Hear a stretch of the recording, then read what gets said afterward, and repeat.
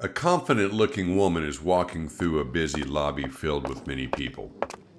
She goes up to one of the staff members. Wow, it's never been so busy, has it? No, never. Not ever since that new boss took over. Isn't the new boss the old boss's son or something? That's what I've heard, although it's a bit weird why Mr. Muto would suddenly give the company to his son. Yeah, I agree. How are you going to deal with all these people then? Don't you mean how are we going to deal with all the people? Hopefully it's not. Please, can Rosemary Watkins go to Mr. Muno's office, please? Thank you. Ray, that's you. Yeah, I know. Where's his office? Isn't it in the basement? Yeah, it is. What a weird place to put an office. Ray's friend walked over to the lift with her. The lift doors opened, and Ray stepped inside. It's a button. I know. I'm not stupid. Good luck. Ray just smiled back at her. The doors closed. She felt the lift begin to go down. As this happened, she began to have second thoughts. Does he want to speak to me because I'm late? Oh God, I hope not. Let's just think of the best case scenario, which is promotion? No, I would never get that. Suddenly, the lift came to a halt and the doors opened. The outside was pitch black. The light of the lift was highlighting slime that covered the walls of the corridor. Ray stood there for a second, confused. She was waiting for her eyes to adjust. Damn, wrong floor. Maybe it's this one. She presses a button above the previous one she pressed. The lift didn't respond. To this, she began to panic and rapidly pressed the button. That was until she realized she had no choice but to see where she was. She stepped out of the lift and looked around. There was nothing in sight. She felt in danger being away from the lift. Just as she turned back, she heard a reassuring ding of the lift doors closing. She ran back, but arrived too late. The lift doors had shut and the lift had departed. She searched around the outline of the lift door for a call lift button, but there didn't appear to be one. As she was searching for the button further, she heard a clanging noise. She didn't take any notice of the noise through her panic of feeling trapped. Suddenly, a metal hand grasped her around the throat. Ray watched in horror as sparks of blue emanated down the arm and into the hand. The extreme electric shock made her slump against her attacker's metal body, its empty eyes emanating the same blue hue as the hand in the dark as she was dragged further down the wet corridor.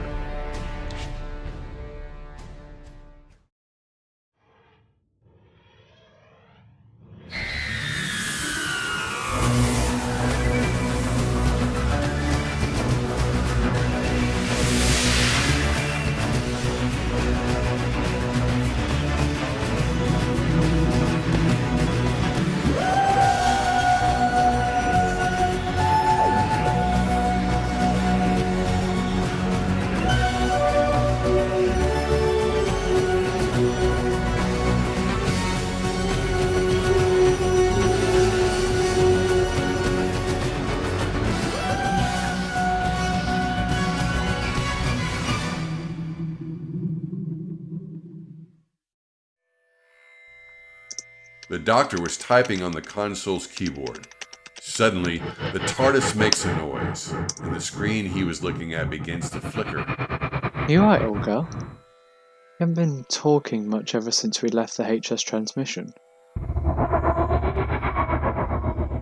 Oh, one of the temporals latched onto you before we left. I'm sorry about that, old girl.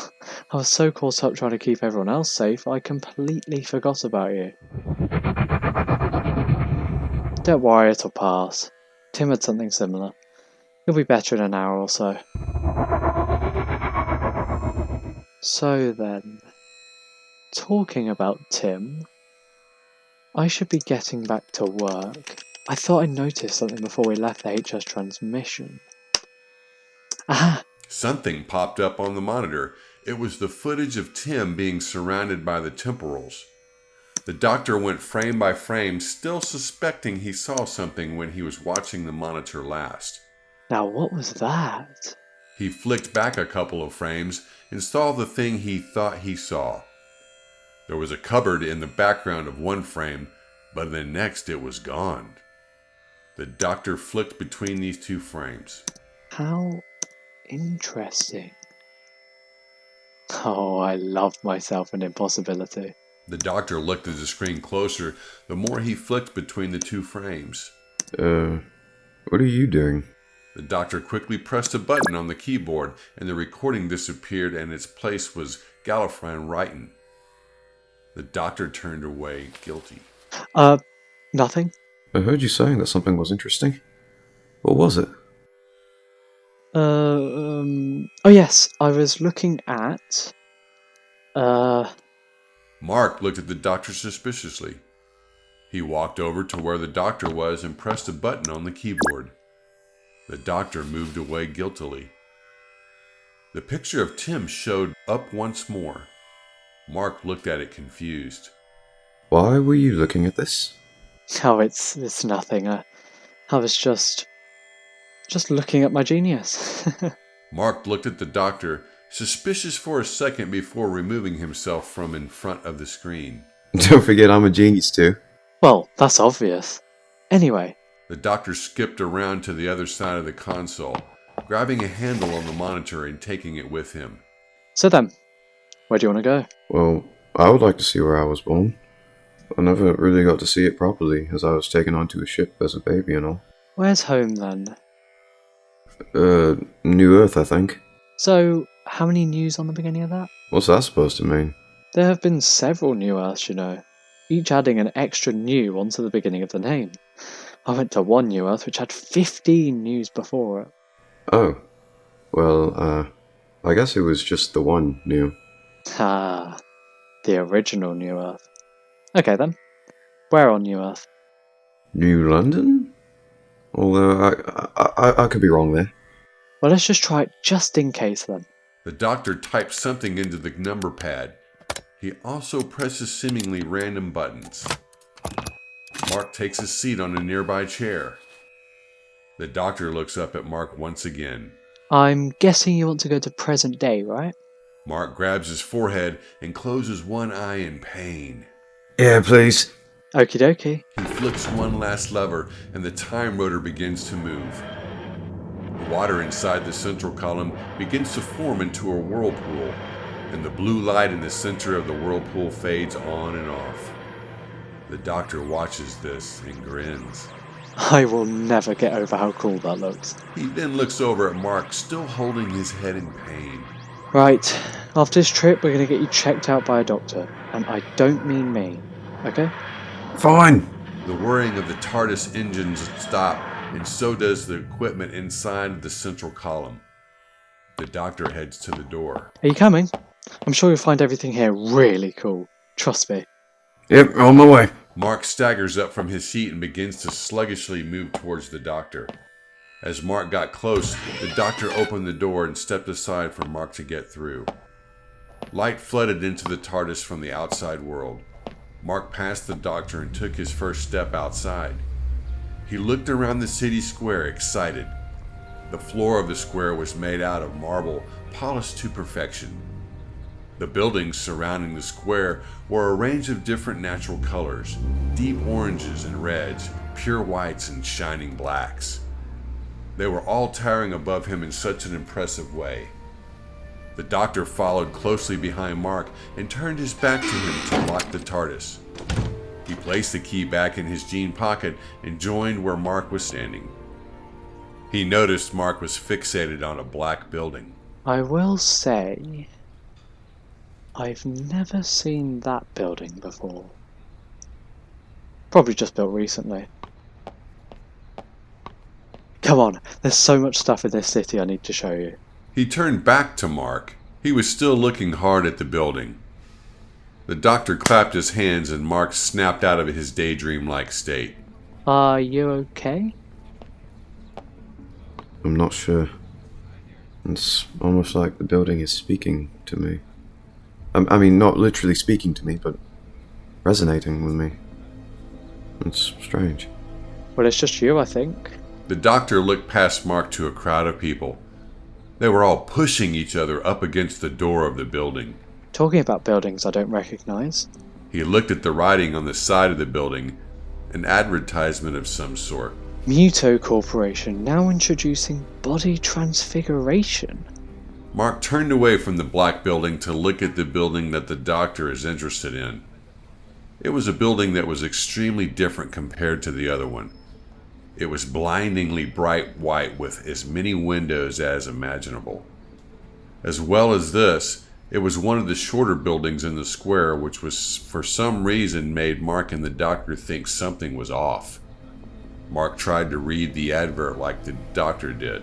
How did you read that? Well, I got incredibly lucky with my eyesight this time. This time? Well, my species does this thing called regeneration. Basically it... Mark stopped to hold his head once more. Are you okay? I think I know what regeneration is. When you get injured, your body completely replaces itself. Even parts of your personalities change. How could you know that? I thought you told me. I'm sure I didn't. Oh, I could be mistaken. Anyways, body transfiguration was discovered on this planet, but it wasn't discovered for another 230 years from now. Oh, then why is this company saying they can do it? Here's a stranger question. Why would so many people be waiting outside? Maybe they're angry? Still, why? What would so many people get so angry about that they'd want to go to the company? The doctor and Mark watched as the doors of the building open and the crowd of people flood in. They also watch an angry-looking woman push through the crowd from the inside of the building. They divert their journey to where the woman is. She is now sitting on a bench under a tree just outside of the building. They walk up to her. Hey there. Are you okay? The woman instantly looks down, hiding her tears. I'm fine. Mark sits next to her on the bench. We know that's not true. What's wrong? Why should I tell you people? Because we asked, and we want to help. The doctor also sat on the bench. The woman raises her head slightly and looks towards the building. They hear the faint cheers of the crowd from where they are sitting. You work there, right? What's been going on in that building? All I know is that my friend has gone missing. Don't you have her number? Well, obviously, but she hasn't answered. She always answers. Where did you see her last? She was asked to see the boss. I watched her to the lift and watched her leave. We were on a shift together, so I waited for her to come back, but she never did. Mark thought for a second. He looked at the building's unimpressive height. Where is the boss's office? Well, it used to be upstairs on the higher floors, but ever since the boss's son took over from the old boss, the office was placed in the basement, although no one actually knows where it is except it's on the bottom floor. What a strange place to put an office. Did you know where the old boss's office was? Yeah, everyone knew. We came to the old boss for everything and he would help us. I think one day I was in and out of that office 4 times. The doctor gave the woman a reassuring smile. Don't worry, we'll find her. She can't have gone far. What was her name? Rosemary. Although she hated that name, so everyone just called her Ray. Although now, there's only me. Everyone else has just vanished. Like she hurts. I came into work this morning and everyone had disappeared. And those that were, they didn't act anything like how they usually act. I don't think they are human. I doubt that's the case, miss, but I can see you thinking. He smiles at her. The woman then violently stands up enraged as her eyes begin to water. Why does no one believe me? I've been to the police. I have been to a private investigator, and not one of them believes what I think. Why did I even talk to you people about it? She stormed off and left the doctor and Mark flummoxed. They stand up and carry on their pursuit into the building. Well, at least now we know that there's definitely something going on here. You don't think it's got something to do with aliens, do you? Well, in my experience, it's pretty likely that it's aliens or something of that ilk. Although, it could just be my luck. The doctor opened the purely glass door into the building. The pair instantly got hit with a wall of cries, cheers, and other noises coming from the gathering of people in the lobby. Yep, they are definitely excited to be here. And my best guess is that they're all here for that body transfiguration that they provide here. Suddenly, a hospital bed comes from the corridor on the other side of the room. A young man gets up from it. Hey guys, it's Adam. I'm young again. Woo! A group of people cheer and head towards the person. I'm guessing that's their family? What are they so happy about? Well, with a name like Adam, I'm guessing they're pretty old. That name isn't used much around this decade since it's thought of as an old name. Also, he did just say he was made young again. The smaller details, Doctor. Smaller details. The doctor and Mark watch as Adam walks through the group of people beginning to form. The doctor and Mark see that they are walking towards the exit near to where the doctor and Mark are standing. The doctor takes a step in front of Adam's path, blocking him from the exit. Hey there, Adam, isn't it? I'm right in assuming that you used to be old, right? Of course I was. Isn't it obvious by my name? People always mention that my name sounds old. Getting kind of annoying, actually. Sorry, I didn't want to jump to conclusions. Anyway, how did the surgery go for you? Oh, it was great. I got to pick between a selection of looks. The medical staff put me to sleep, and then I woke up and I was in the body I selected. It was great. Interesting. And what time did you go in for your appointment? Why are you questioning me? Well, I was thinking of having the surgery myself, and... Well, were you? The doctor gave Mark the death glare. Mark looked down in shame. I think my surgery started around midday yesterday and finished about an hour or two later. I had to be kept in for the rest of the day because they said I still needed to get used to this body. I really wanted to leave on the same day though. You have nothing to worry about. It was a very smooth procedure. Okay, interesting. Was there any reason you wanted to have this surgery then? Well, I was involved in the new war. My ship got shot down and I had major burns all up my body. I could still walk, still talk, but even though there was no pain months after the war was over, I still had the pain of seeing children cry when they saw my face. I saw the advert on my phone and, well, I had to go to this appointment.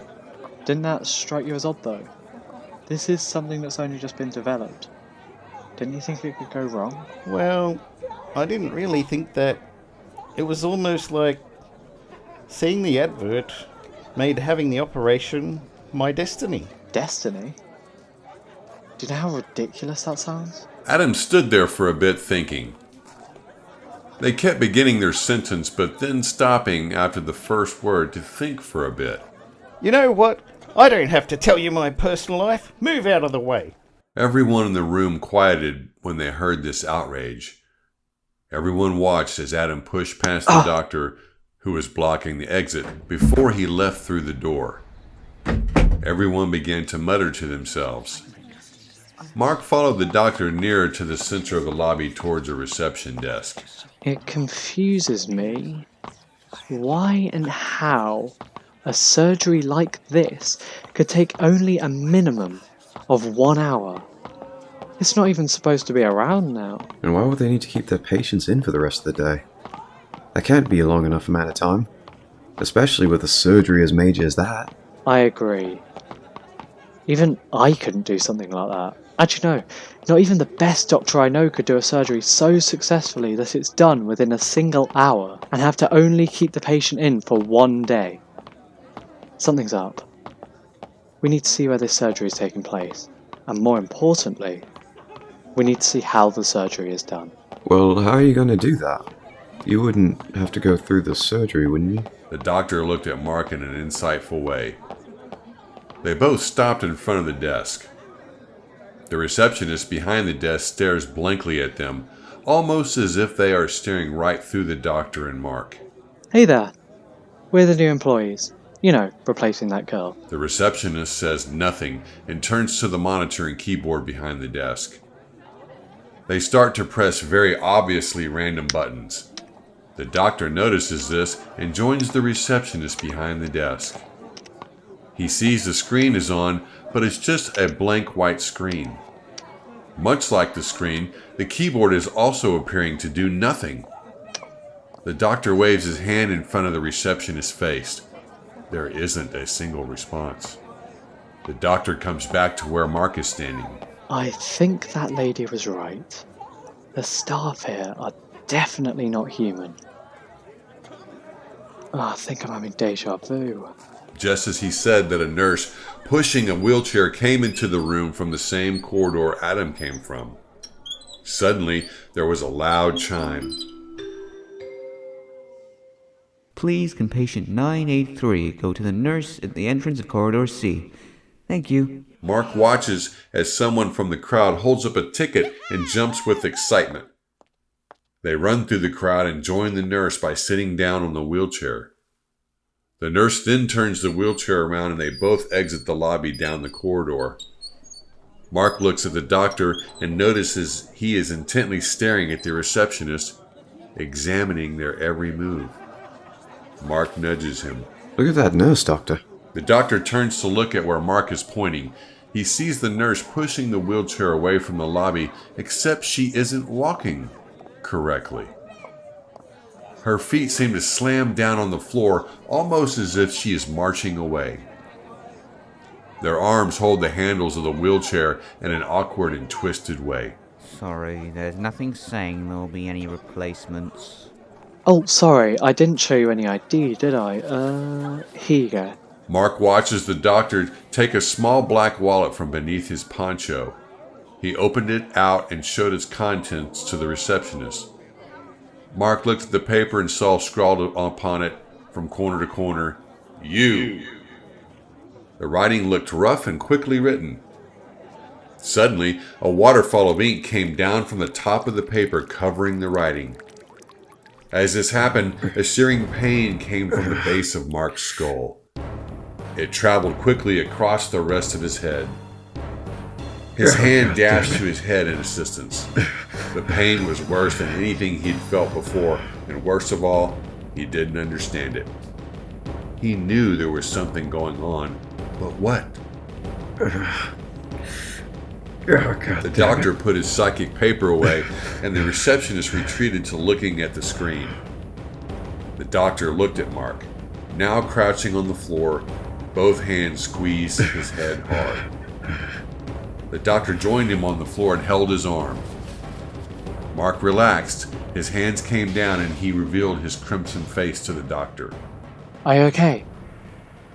Do you want to go back to the TARDIS? No. He paused to catch his breath. The doctor helped him up. What was that? What was that piece of paper you showed the receptionist? Oh, just some psychic paper, basically. Shows the person being shown it what they expect to see. The doctor looked shocked at Mark. His confused face relaxed to form a smile. I don't even know why I'm shocked by the things you know. So then, how did you know that? Have you been reading my books? Actually, that's probably how you found out about my regeneration as well. What are you talking about? Regeneration? What have you got to be shocked at? The doctor looked confused at him once more. He dismissed what Mark had said and faced the receptionist. Mark stood up and did the same. Have you found anything? Yes, we've been expecting you. The boss will want to see you. Please go to the lift and head down to the basement level. He'll meet you down there. Thank you. Thank you very much. The doctor and Mark departed from the desk and headed towards the lift on the far wall. So if he isn't using the computer, how has he been able to contact the boss then? Well, I would guess it's some sort of psychic link, especially since he doesn't act human at all, despite his looks. So some aliens can do that, can they? Oh yes, actually I came across some before I met you. They were... oh, what was their name? You know what, I've forgotten. I'll probably remember soon. They reach the lift and the doctor presses the button to call the lift. Now remember, people have been known to not come back from the basement, according to that woman. Yeah, I would say she's most probably right. Seeing as how everything else she said has been true.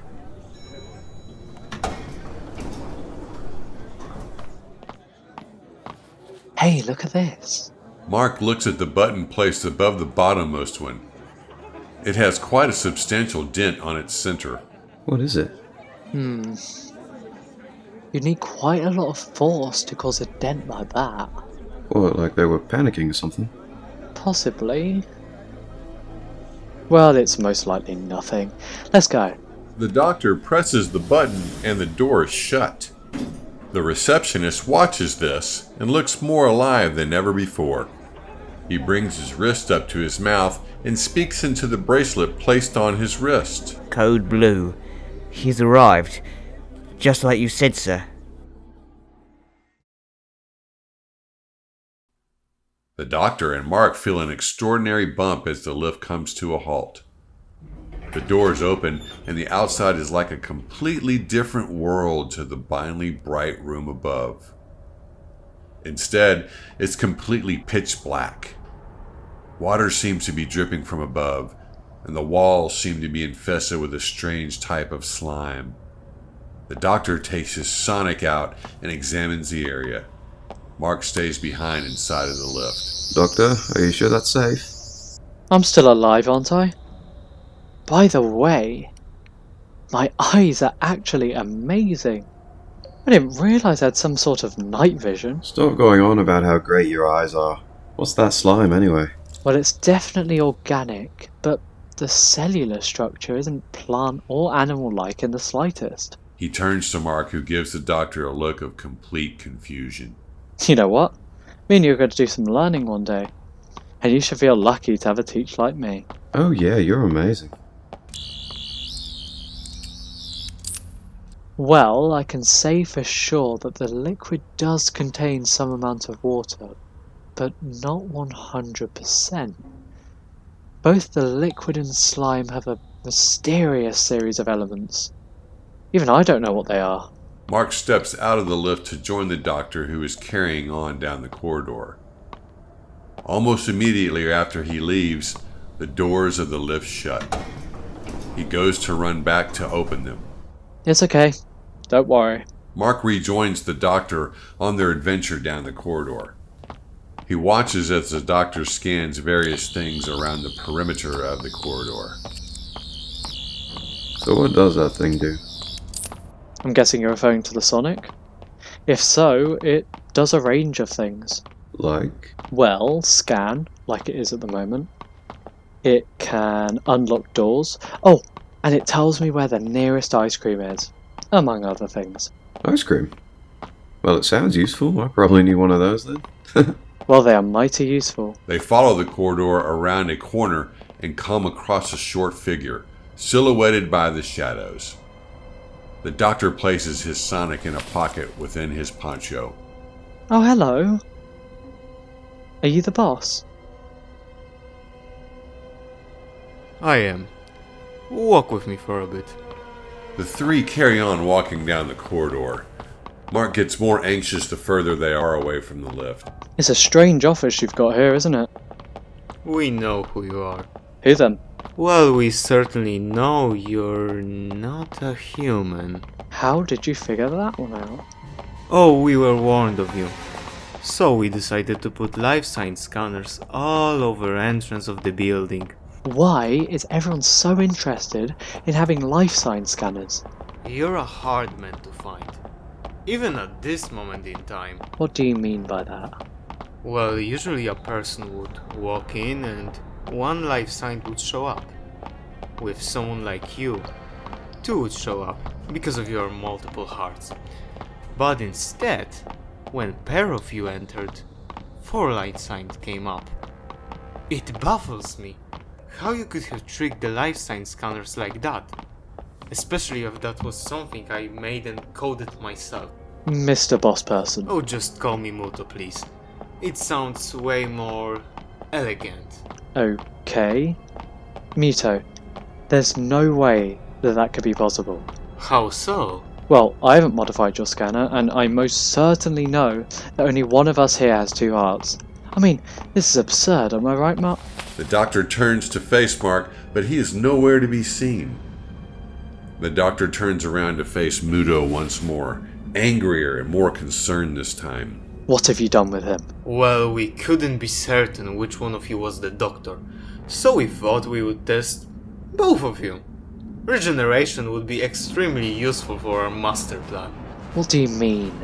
What plan? Well, you will have to find that one out by yourself, won't you? What? Suddenly, a metal hand wraps around the doctor's mouth. It's a metal hand he recognizes very well. He stares at it with disbelief. That was until a wave of blue energy trickled its way down from the arm. As the energy made contact with the doctor's face, it caused a searing pain. It was unbearable even for him. His eyes faded shut, and he was left in deep sleep. Keep them both, until they wake up. It will be lovely to hear them scream.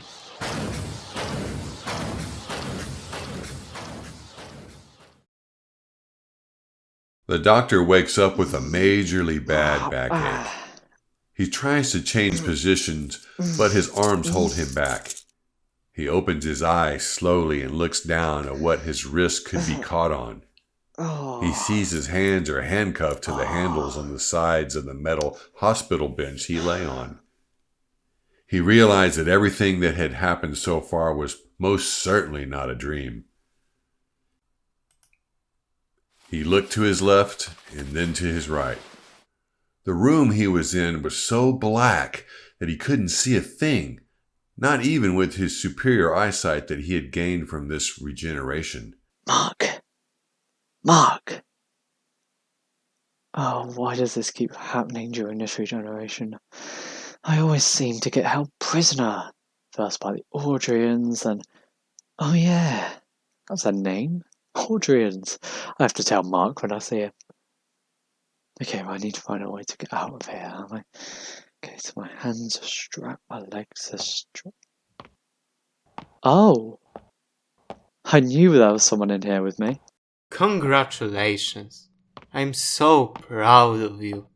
So then, where's my friend? Muto reaches where the doctor lay. He looks over at the doctor as if he were a pest. The doctor stuck his tongue out at him. Muto took no notice. I don't think you're in any position to ask me any question like that. I mean, look at the position you're in. Oh. Answer me this then. Who am I? I'm not so sure I quite understand what and why are you asking. Well, last time I saw you, you couldn't tell which one of us was alien and which were human. Oh, I know the answer to that, alright. Well? Well, you're most probably both alien. The question is, which one of you is the doctor? Ah. So you were expecting me. That's me. Here I am. My gods tell me otherwise, and so does my mind. Anyway, why would being so weird have a personality as laughable as yours? What do you mean? I'm great. Well, not great, but somewhat good. Well, not somewhat good, more like... Shut up! The doctor smiled at him, seeing that he had gotten to Muto. Muto walked away from the doctor and flicked a switch. A singular light flickered in the center of the room. Muto began to walk back towards the doctor. This gave him time for his eyes to readjust. The doctor looked around his now lit surroundings and saw, on the other side of the grimy room, Mark in a similar situation to the one he himself was in. Mark was fast asleep. The doctor watched as Muto passed the doctor and went towards Mark. Muto grabbed one of the handles on Mark's bed. What are you doing? Well, research, of course. I'm going to see which one of you is really the doctor. Muto began to push Mark towards the now visible door. I'm the doctor! Me! The doctor knew what Mark was going to be put through. It wasn't a good fate at all. Well, I guess we will find out soon enough. Just as Muto reaches the door, he lifts his wrist up to his mouth. Please, can we have someone here to keep an eye on this man? Thank you. I'm the doctor! Please, take me first! Don't worry. You will get your turn. Muto opens the door and the lights go out. The doctor watches the light seeping through the door fade as Mark is pulled through. Please, no! The doctor stays still in defeat until he realizes something. He is on his own. He arches his back as much as he possibly could until a fateful object fell out of his poncho pocket. Yes! What idiots would leave me in here with my Sonic? I will never understand these bad guys. He begins to chuckle as he arches his back further. The Sonic rolls down his stomach and chest and then hits his chin. Right then, let's see how useful this tongue is. He forces his tongue in between his Sonic and chin and curves its end so it begins to pick up the Sonic. Slowly he lifts up his tongue till it reaches his mouth. He then bites down on the Sonic and angles it at his wrist. The Sonic buzzes and his handcuffs become free. He then uses his free hand to use the Sonic on his other wrist. He stands up and feels his wrist. I don't want to toot my own horn, but wow, that was something special. Right then, time to get Sky. The doctor stopped, confused at his statement. He shook his head and headed towards the door, using his Sonic as a torch. Damn, that's probably the person who got to check on me. He looked around the room and saw a hiding spot behind a large pipe. The door opened once more, and the doctor watched from his hiding spot. The figure was visible due to the light coming from outside of the room. He could see exactly what they were and proved all his thoughts and fears were right. It was a Cyberman. The doctor watches as it sees the doctor's empty bench and leaves as quickly as it entered. After waiting for a few minutes, the doctor realized that the Cyberman wasn't coming back, so he came from behind the pipe and finally exited the room.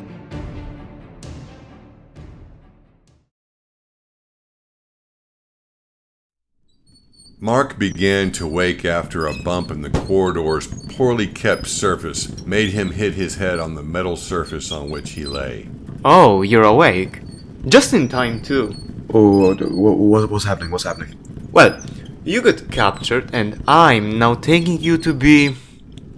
how do I put it? Improved. Oh, and you're going to be tested on, so be ready for a lot of pain. So when you say improved, what do you mean? You get to be made into superior race. It's a blessing, not a curse. Mark braced for impact as the end of his bench hit a door at the end of the corridor they were going down. The door opened and Mark saw the strangest room. It looked quite a bit like a factory. The ceiling and floor were familiar to the look of the rest of the building, but the walls were lined with green capsules, big enough to store a human inside. In the center of a room was some sort of machine. Mark watched as someone got picked up by a type of crane and placed on a conveyor belt, which headed into the mouth of the machine. Ah, I see you're interested in what this room is all about. Oh, basically what this machine does is to take out minds of the people and place them into bodies of the superior race. Mark watches horrified as mechanical arms come out from the inside of the machine, making sawing and drilling noises as they go.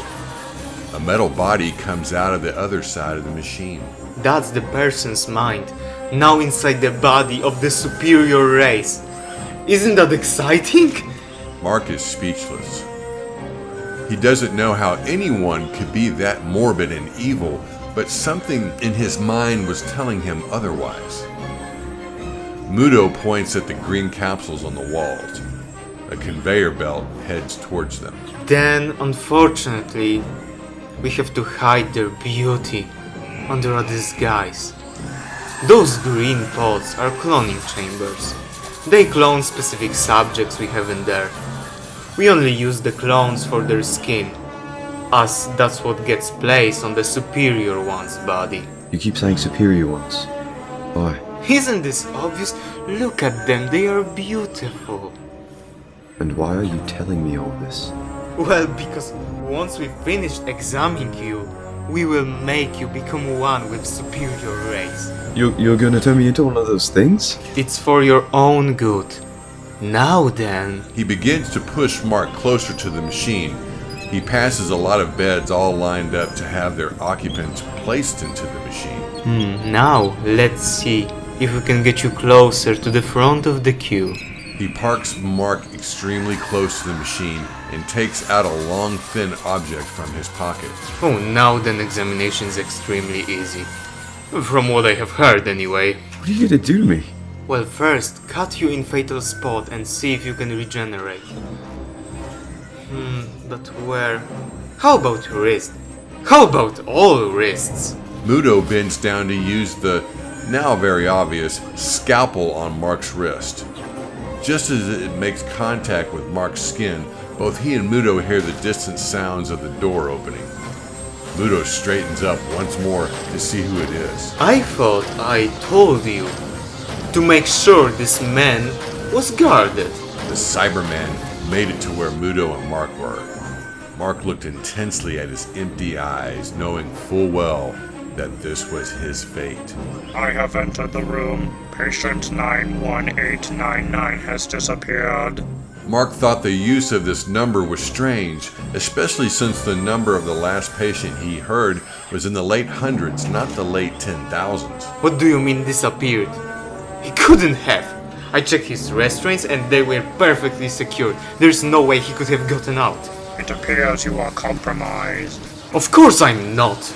More Cybermen enter the room and stand behind the one speaking. You will be upgraded. What? No, I'm not ready yet. Your human form has been compromised.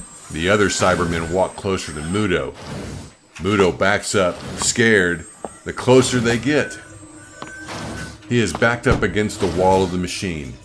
They grab him and lift him above the metal heads. No, I order you to stop right now. You will be upgraded. He gets carried away and his screams quieten as the group leaves the room. Mark takes an opportunity of peace and relaxes in his bench. Suddenly, he hears a mechanical noise. He opens his eyes and sees looming above him the crane hand. It lowered on top of him.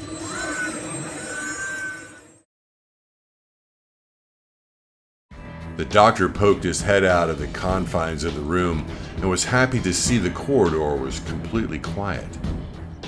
He began to stroll down the corridor, although he wasn't completely sure where he was going. He takes out his sonic for this reason and begins scanning for life signs similar to Mark's.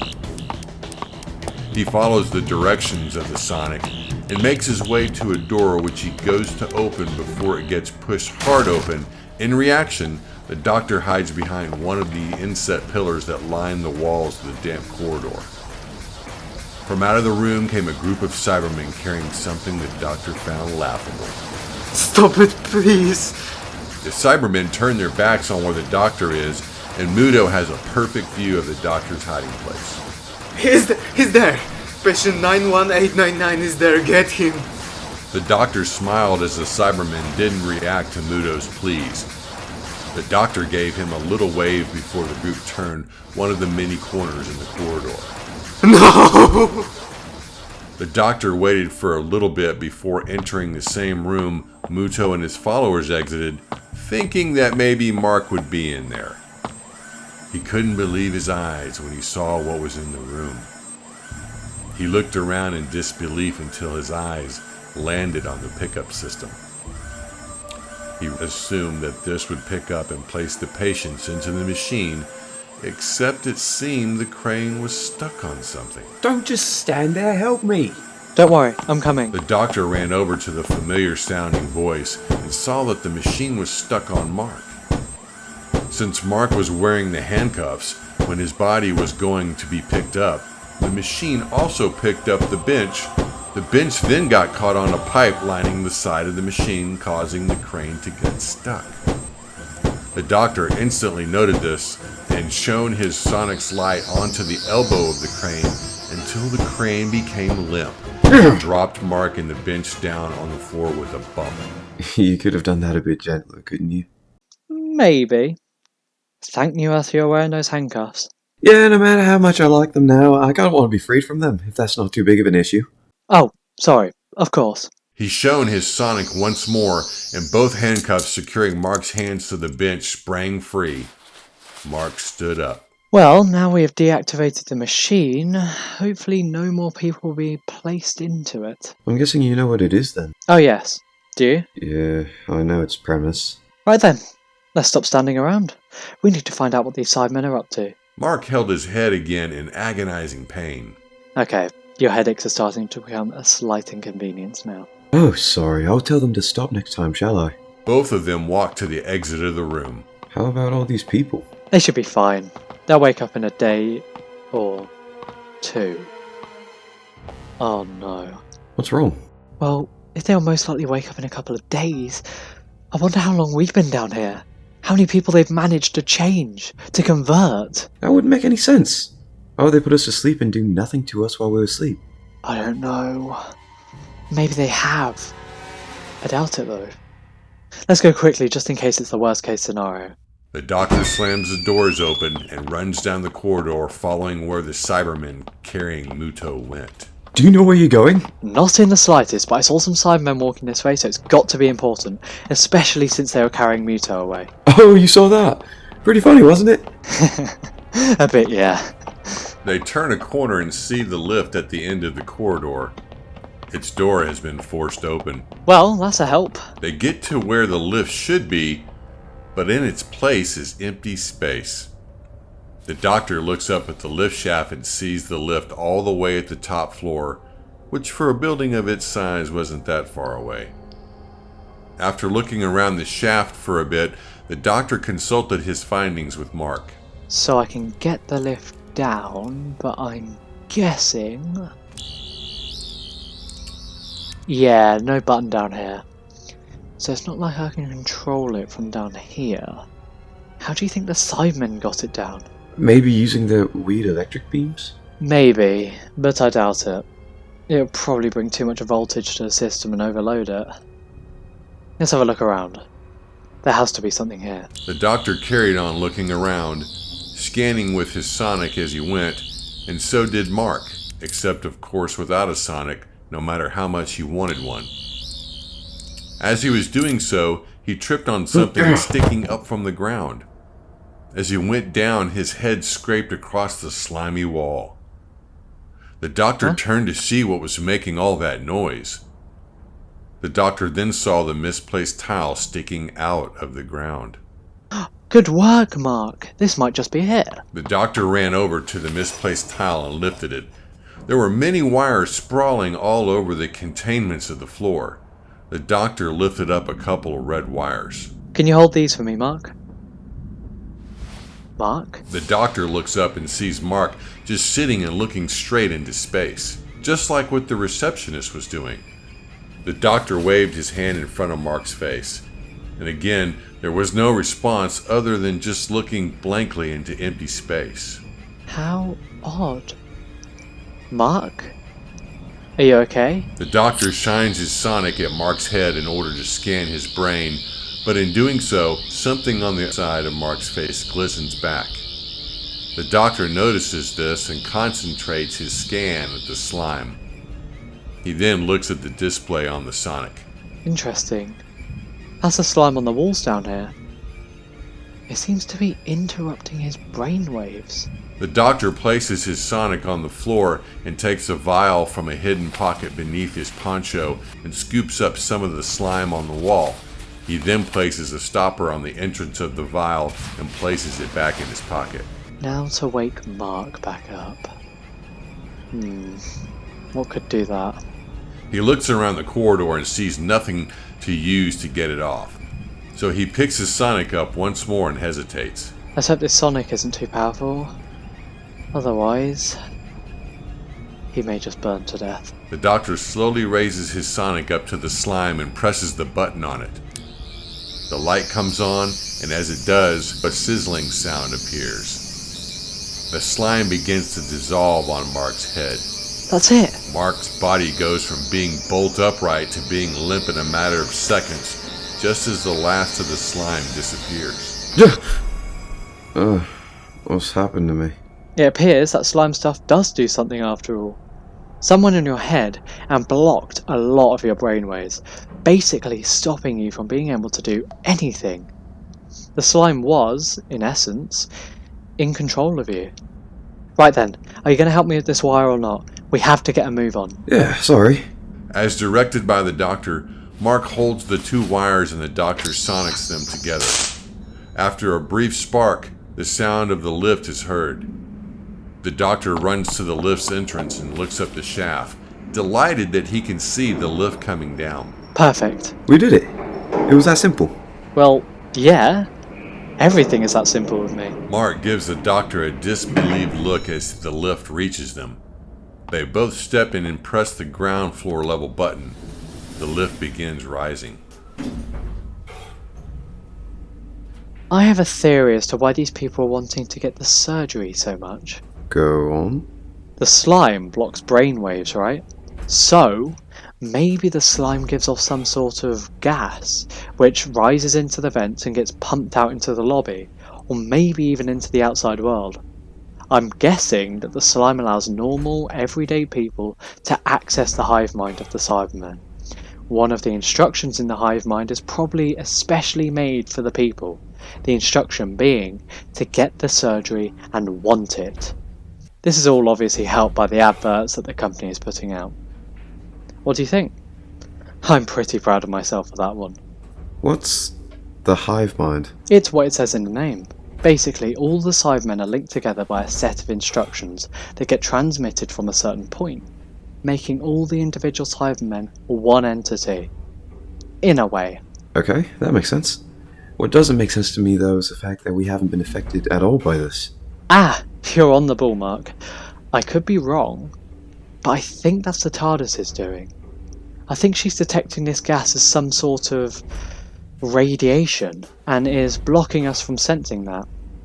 My other theory was that I wasn't getting affected because I'm not human, but that wouldn't work since you're also not affected and you're obviously human. You have all the boxes checked, haven't you?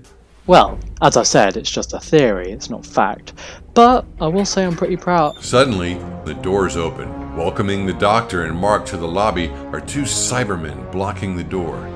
They both get grabbed. Hey! Don't push so hard. You'll ruin the stitching. Mark gives the doctor a disappointed look as they Whoa. both get dragged to the center of the room, along with the rest of the crowd who are surrounded by a dozen or so Cybermen. Both the doctor and Mark get violently pushed into the crowd, almost knocking a few brainless-looking people over. I have a feeling this isn't a good situation to be in. Really? Wow, I didn't notice. The doctor looked around at the crowd. Look. Everyone has that slime on their heads. Do you think we could get it off? Doubt it. Not with all of them looking. We know what you did to our machine, Doctor. The doctor looks over to the source of the sound. Suddenly, heavy clanging footsteps come from the mezzanine, which is placed over the lift's entrance. Another Cyberman comes from it. Although they look slightly different to the rest, resting on their shoulders is a pretty shabby mantle. All over the Cyberman's head are very defined lines looking at a lot like the lines of gold seen in circuit boards. As well as this, instead of the usual circle logo on their chest, they have a giant M. You look like a really bad superhero. That's hilarious. Silence him. The couple of Cybermen begin to step forward. Okay, sorry. This slightly different Cyberman nods at the two advancing on him. They stop. I'm guessing you're Muto, right? I don't think you look as good as you did before. And I'm guessing you're the Doctor, right? I also don't think you look as good as you have done before. What do you mean? Well, I mean, yeah, I guess there are a few adjustments that can be made, but... That's it. Silence him. What did I do this time? Well, to be honest, you kinda deserved it. You talk a little bit too much. Seeing the Cybermen weren't going to retreat, the doctor gives Mark the vial and screwdriver from his pocket. Both Cybermen grab the doctor. Bring him to me. The Cybermen drag the doctor out of the crowd and up the stairs. The doctor and pair of Cybermen reach Muto. The doctor could see his suit from up close. It was scratched and dented all over. In terms of the adjustments, they kind of looked like they were slapped on. Well then, Doctor, we have set up quite the place for you to come and see. I really do hope you enjoy it. Do you want to see it? I'm guessing not, but I'm really curious about everything, so... Go on then, let's see it. Follow me then. I don't think I have a choice. The doctor being dragged around by those two Cybermen, and Muto begin to head towards another lift. They enter. Oh yeah, you can get started on those guys. The lift door shut, leaving the crowd of people alone with the Cybermen. Suddenly, metal barricades begin to fall down, covering the doors and windows of the lobby. The Cybermen all begin to close in on the crowd, grabbing people as they went.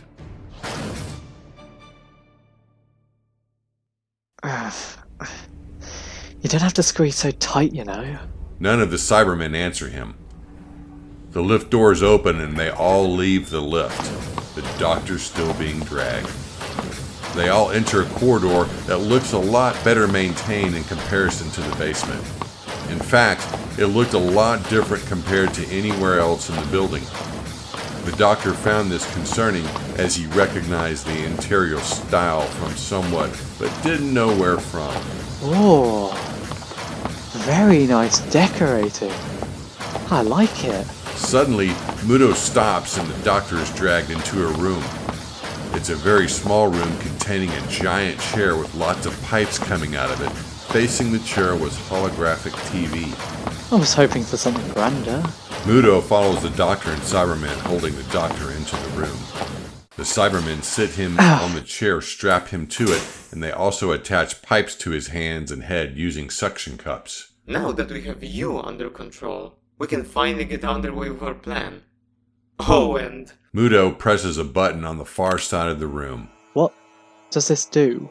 Oh, you will find out soon enough. Suddenly, searing pain rushes over the doctor's entire body.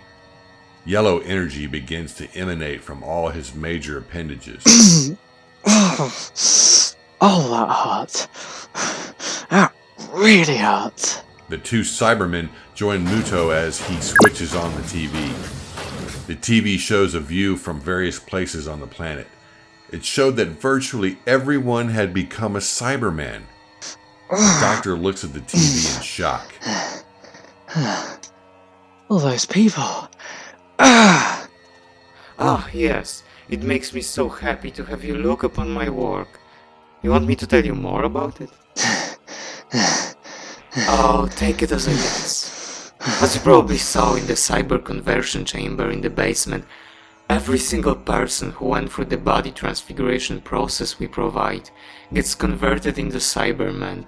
We turn off their emotional inhibitors, and before they reawake, we wrap them in human skins that we clone here in the building so they can run off and tell their friends how amazing this process was without going insane. And you turn on the emotional inhibitors when you want to, and the skin suits come off like wrapping paper. An army right at the press of a button. Oh, you're good. You got it straight away.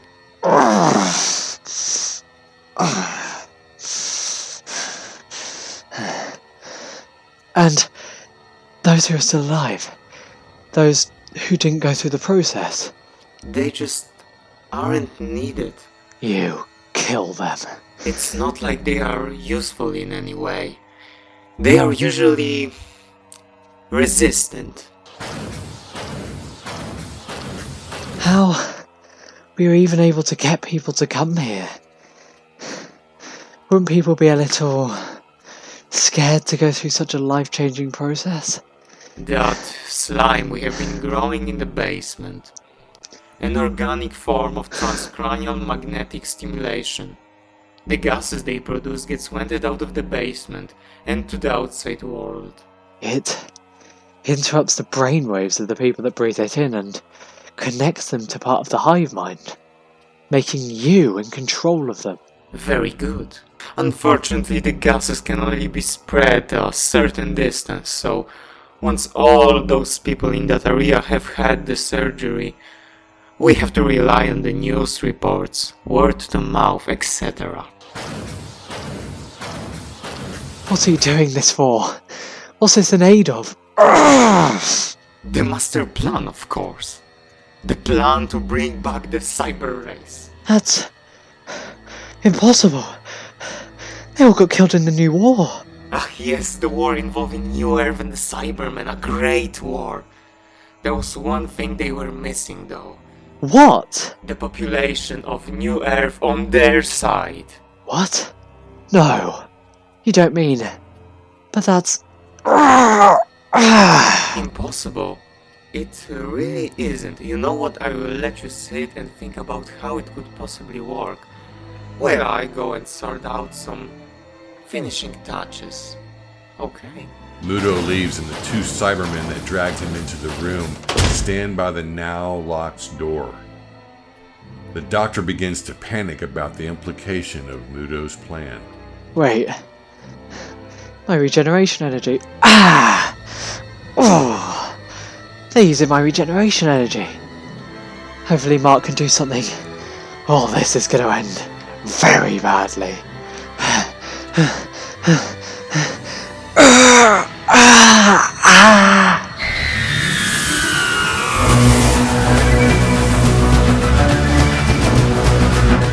Next time on Doctor Who True15.